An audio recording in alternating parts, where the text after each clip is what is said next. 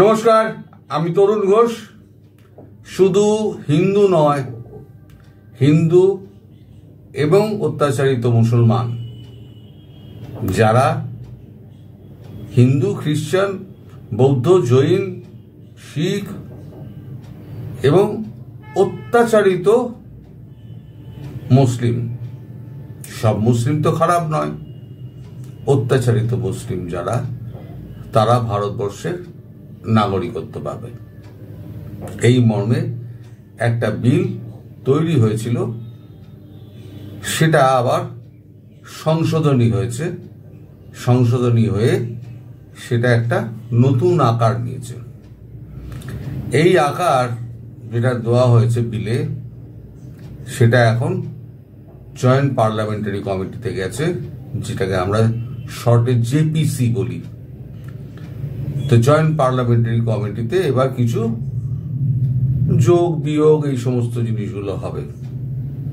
তো আমি সেই প্রসঙ্গে পরে আসছি। আগে যে খবরটা আনন্দবাজারে বেরিয়েছে, সেই খবরটা আগে আপনাদের আমি একটুখানি পড়ে শোনাই। সেটা হচ্ছে 2025-এর আগে যারা ভারতে এসেছেন তারাই নাগরিকত্বের আর্জি জানাতে পারবেন। সিএএ নিয়ে নয়া সংশোধনী প্রকাশ।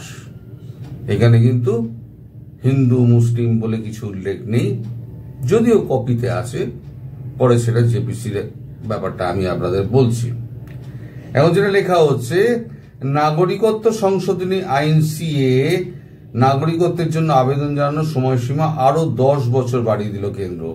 সোমবার রাতে কেন্দ্রীয় স্বরাষ্ট্র মন্ত্রকের তরফে একটি বিজ্ঞপ্তিতে জানানো হয়েছে 2024 সালের 31শে ডিসেম্বর পর্যন্ত পাকিস্তান, আফগানিস্তান, বাংলাদেশ থেকে যে হিন্দু, শিখ, বৌদ্ধ, জৈন, পার্সি, খ্রিস্টানরা ধর্মীয় কারণে ভারতে ঢুকেছে, তাদের সবাইকে সিএতে নাগরিকত্ব পাওয়ার জন্য আবেদন জমা দিতে পারবেন। এই সময়সীমা আগে 2014 সালের 31শে ডিসেম্বর পর্যন্ত ছিল। 1919 সালের ডিসেম্বরে নাগরিকত্ব সংশোধনী আইন পাশ করিয়েছিল নরেন্দ্র মোদী সরকার। ওই আইন অনুযায়ী বাংলাদেশ, পাকিস্তান এবং আফগানিস্তানের মতো মুসলিম ধর্মাবলম্বী দেশে থেকে যদি সে দেশের ধর্মীয় সংখ্যালঘুরা ধর্মীয় উৎপীড়নের কারণে এদেশে আশ্রয় চান, তাহলে তা দেবে ভারত।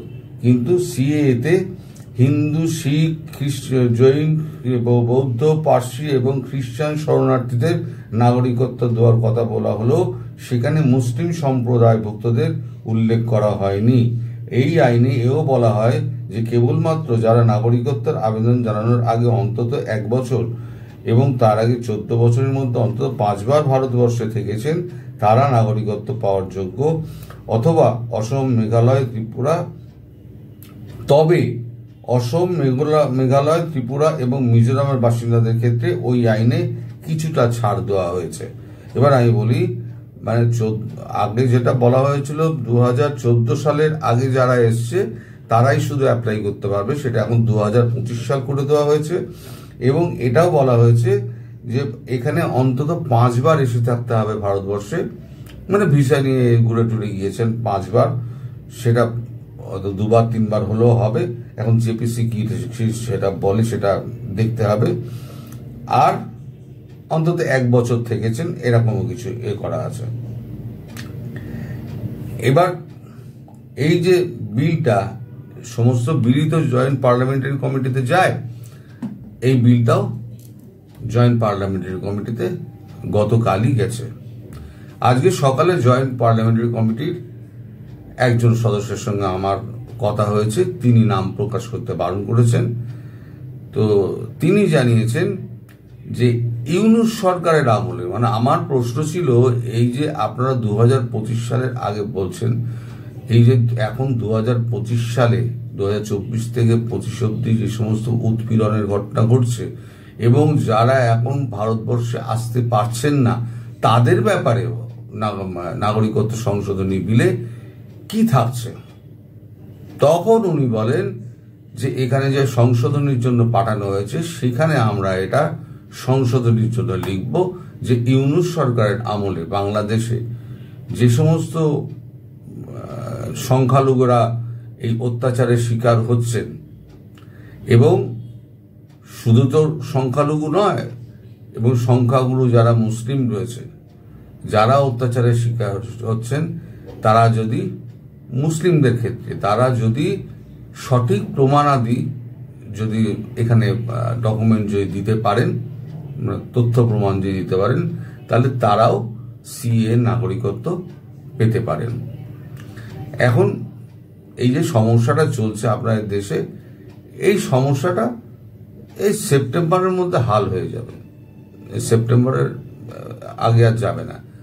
এখন এই যে গত পরশুদিন সব ফিরে এসছেন, গতকালকে সব মিটিং ফিটিং হয়েছে, সব হয়েছে, এখনো পর্যন্ত আমি ওখান থেকে কোনো রকম খবর কিন্তু পাইনি যে বাংলাদেশ নিয়ে কি ভাবনা চিন্তা হচ্ছে বা অন্যান্য কি আলোচনা হয়েছে, সেই নিয়ে কিন্তু আমি এখনো পর্যন্ত কোনো খবর পাইনি। যে মুহূর্তে আমি সেই বিষয়ে খবরগুলো পাবো, সেই মুহূর্তে আমি আপনাদের সামনে জানাবো।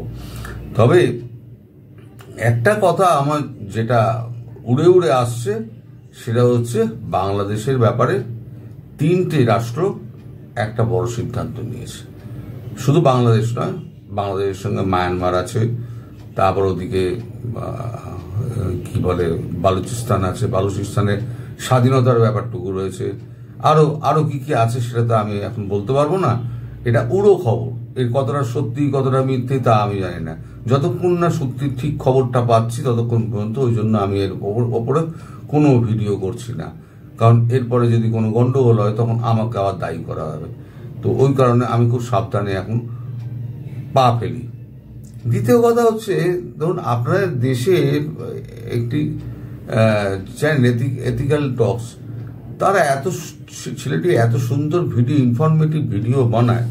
সেই ইনফরমেটিভ ভিডিওগুলো যদি আপনারা যদি এই চ্যানেলটার আমি দেখলাম যে আপনার একেবারে মানে তার সাবস্ক্রাইবারই নেই, তার চ্যানেলের ভিউজও অত্যন্ত কম। এটা তো হওয়া উচিত না, কারণ এটা আপনার জ্ঞানের জন্য ছেলেটা খেটে খুটে করে। আমি চিনি না ছেলেটাকে, সেটা খেটে খুটে করে এথিক্যাল টক্স। হ্যাঁ, সেখানে আমি গতকালকে একটা ভিডিও দেখলাম, ও করেছে যেটা রাজনীতির মেরুকরণ, আন্তর্জাতিক রাজনীতির মেরুকরণ আর বাংলাদেশ সংবিধানের রাষ্ট্রপতি জরুরি আইনে কি বলা আছে। এই যে কি বলা আছে সেই নিয়ে কিন্তু অনেক প্রশ্ন রয়ে গেছে। আমি অনেক কিছু জানতাম না। বাংলাদেশ আপনাদের সংবিধানের মধ্যে যে কি কি রয়েছে না রয়েছে আমার পক্ষে তো জানা সম্ভব নয়। আপনি যেমন বাংলাদেশি বা অন্যান্য দেশে যারা আমার ভিডিও দেখেন, তারা যেমন ভারতবর্ষের সংবিধান সম্পর্কে আপনাদের কোনো জ্ঞান নেই। ন্যাচারালি বাংলাদেশ সংবিধানের উপরেও আমার কোনো জ্ঞান ছিল না, কিন্তু এই ভিডিওটি দেখার পর আমার মনে হয়েছে যে এটা সকলের জানা দরকার। কারণ সবাই যে সংবিধান জেনে বসে আছে, আমরাও সংবিধানের অর্ধেক জানতাম না। সাংবাদিকতা ঢোকার পর যখন আমাদের বই পড়ার মতো পড়তে হয়েছে, তখন আমরা জানতে পেরেছি যে সংবিধান এই আমাদের লেখা রয়েছে। অথচ প্রেস ইনফরমেশন ব্যুরোর একটা প্রেস কাউন্টার রয়েছে এইখানে ধর্মতলার মোড়ে, সেখানে 202 টাকা দিলে পরে এই বইটি পাওয়া যায়, সংবিধানটা ভারতীয় সংবিধান পাওয়া যায়। আমি একদিন জিজ্ঞেস করেছিলাম বই কিনতে যাওয়ার সময়তে, এই ভারতীয় সংবিধান কজন কেনে আপনার কাছে? বললো বছরে আমার 10টা কি 15টা বিক্রি হয়। ভাবুন, শুধু পশ্চিমবঙ্গে 9 কোটি লোক রয়েছে, তার মধ্যে বছরে বিক্রি হয় তার 10টা সংবিধান, তার মধ্যে আমাকে একটা বাদ দিলে পরে 9টা বিক্রি হয়েছে তার। তাই আমরা সংবিধান সম্পর্কে কতটুকু আমরা সচেতন? বাংলাদেশ সংবিধান তো আমার পক্ষে জানা সম্ভব না। আমি এই ছেলেটির ভিডিওটা দেখে বাংলাদেশের সংবিধান এবং আইন প্রণয়ন কিভাবে হয় সেটা কিন্তু আমি জানতে পেরেছি। এটা আমার ভিডিও করার পক্ষে কিন্তু খুব উপযোগী হয়েছে। আপনারা যারা বাংলাদেশে আছেন, আপনারা সংবিধানটা তো অন্তত আপনাদের যে জানা উচিত, এই সংবিধানটা আপনারা একটু জেনে রাখবেন। আমি ভিডিওর নিচে কমেন্ট আমি দিয়ে দিচ্ছি, লিঙ্ক দিয়ে দিচ্ছি, আপনারা অবশ্যই ভিডিওটা গিয়ে দেখবেন। এটা আপনাদের জ্ঞানবর্ধক ভিডিও। তো এবার আসি আবার বাংলাদেশের কথায়। এই বাংলাদেশে হিন্দু, তারপর খ্রিস্টান, বৌদ্ধ ধর্মীয় সংখ্যালঘু যারা রয়েছে, যারা আজকে অত্যাচারিত হচ্ছেন, উৎপীড়িত হচ্ছেন, তাদের কেউ ভাববেন না যে আপনারা নিরাশ্রয়। আপনাদের 2 বছর টাইম পাবেন।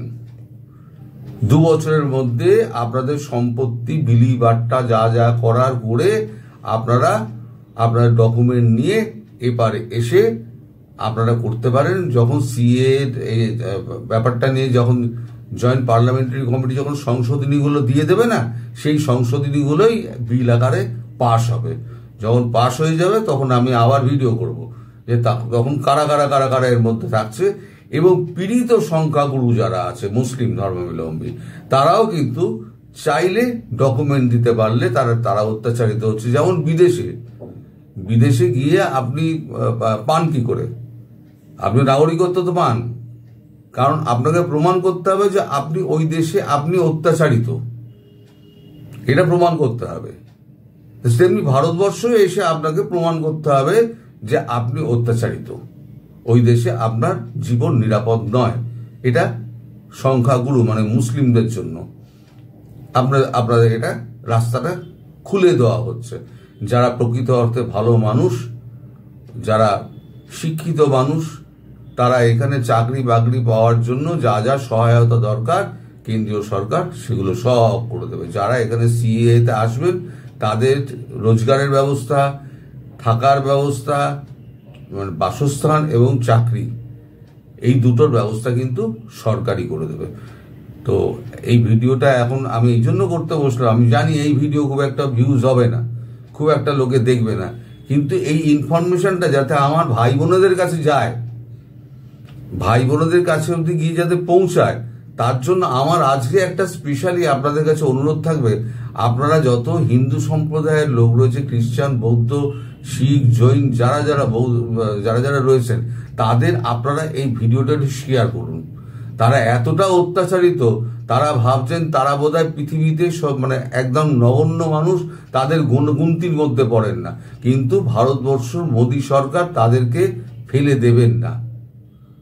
মোদী সবাইকে ভারতবর্ষে আশ্রয় দেবেন, অত্যাচারিত যে আর যে সংখ্যালঘু আছে এবং যারা সংখ্যাগুরু, যারা প্রাণ ভয়ে রয়েছেন, যেমন অনেক লেখক বুদ্ধিজীবী আছেন যারা প্রাণ ভয়ে আছেন, তারাও এখানে পেয়ে যাবেন। একটুখানি আপনারা ভিডিওটা একটুখানি, আমি তো কোনোদিনও বলি না, আজকে অন্যের স্বার্থে আমি বলছি, ভিডিওটা একটু আপনারা দয়া করে শেয়ার করবেন। আর নিচে কমেন্ট বক্সে আমার ওই এথিক্যাল টক্সের এটা দেওয়া রইল, লিঙ্কটা দেওয়া রইল, আপনারা দয়া করে গিয়ে দেখে নেবেন যে সংবিধানে আপনাদের কি কি আছে, কি কি অধিকার আছে। তবেই অধিকার জানলে তবেই না আপনি লড়াই করতে পারবেন আপনার নিজের জন্য। যাই হোক, ভিডিওটা এখানে শেষ করছি। সবাই ভালো থাকবেন, সুস্থ থাকবেন এবং সাবধানে থাকবেন। নমস্কার।